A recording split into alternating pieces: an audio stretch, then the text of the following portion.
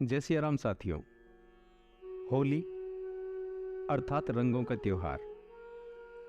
फाल्गुन सुदी पूर्णिमा के दिन मनाए जाने वाले इस त्योहार पर लोग थोड़ा मुक्त मन से विचरण करते हैं। सख्त अनुशासन और शिथिल स्वेराचार के मध्य की स्थिति को जो ढूंढ सकता है वही होली का त्योहार खुले मन से मना सकता है। बसंत के आगमन का स्वागत करने का उत्सव है होली, परंतु इसमें हमें संयम का सूत्र नहीं भूलना चाहिए। भगवान शंकर द्वारा किया गया काम दहन भी हमें एक सुंदर बात समझाता है। काम यदि बसंत को माध्यम बनाकर शिवत्व पर हमला करता है तो समझना चाहिए कि वह स्वयं के विनाश को आमंत्रित कर रहा है। काम यदि मर्यादित हो तो वह भगवान की विभूति है, और मर्यादा छोड़ दे तो वही आत्मघातक बन जाता है। दोस्तों, होली के उत्सव की कथा कुछ इस प्रकार है।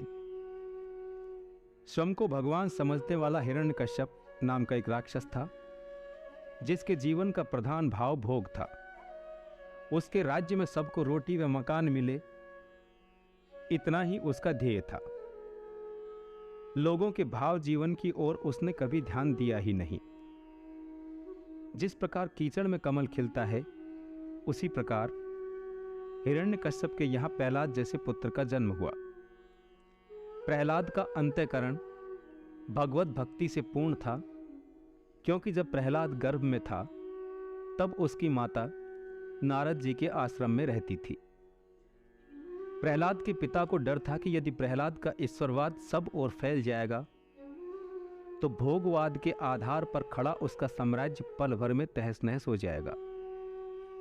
इसलिए प्रहलाद को बदलने के अनेक प्रयत्न हुए। उसे मारने के भी प्रयास किए गए। उनमें से एक प्रयास यह भी था कि उसे जीवित ही अग्नि में जला दिया जाए। प्रहलाद अग्नि में से उठकर भाग न जाए, इसलिए उसे उसकी बुआ होलिका की गोद में बिठाया गया। होलिका को वरदान था कि यदि वह सद्वृत्ति के मानव को परेशान नहीं करेगी तो अग्नि भी उसको नहीं जला सकेगी। परिणाम स्वरूप होलिका जलकर भस्म हो गई, जबकि ईश्वरनिष्ठ प्रहलाद हंसता हुआ बाहर आ गया। फिर हम हजारों वर्षों से होलिका पूजन क्यों करते हैं? साथियों, जिस दिन होलिका प्रहलाद को गोद में लेकर अग्नि में बैठने वाली थी, उस दिन नगर के सभी लोगों ने अपने अपने घरों में अग्नि प्रज्वलित करके प्रहलाद की रक्षा के लिए अग्निदेव से प्रार्थना की थी। अग्निदेव ने लोगों की प्रार्थना को स्वीकार किया। होलिका नष्ट हो गई और प्रहलाद नरश्रेष्ठ बना। प्रहलाद को बचाने के लिए प्रार्थना के रूप में प्रारंभ हुई घर घर की अग्नि पूजा ने काल क्रमानुसार सामूहिक पूजा का रूप ले लिया, और इस प्रकार गली गली गांव गांव में होलिका पूजा प्रारंभ हुई। दोस्तों, प्रहलाद छोटा था, अर्थात दुनिया में सद्वृत्ति के लोगों की संख्या कम ही होती है, परंतु वे यदि प्रभुनिष्ठ, तपस्वी एवं क्रियाशील हों तो व्यापक असद्वृत्ति भी उनको छू नहीं सकती। ऐसा संदेश होली का उत्सव हमें देता है। होलिका दहन से खुश हुए लोगों ने उत्सव मनाया। आनंदमयी वातावरण में लोगों ने एक दूसरे पर रंग गुलाल उड़ाना प्रारंभ किया। आसमान का रंग व धरती की धूल का मिलन हुआ।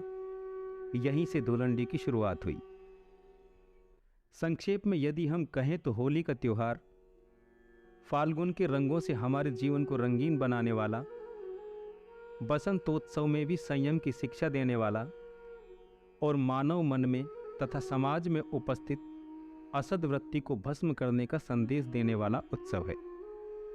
धन्यवाद मित्रों, ये थी आपके साथ हमारी आज की बात। यदि आपको वीडियो पसंद आया हो तो प्लीज़ लाइक, कमेंट और शेयर कीजिएगा। ऐसे ही और वीडियो देखने के लिए हमारे चैनल को सब्सक्राइब कीजिए। मिलते हैं अगले वीडियो में। आपके साथ आज की बात।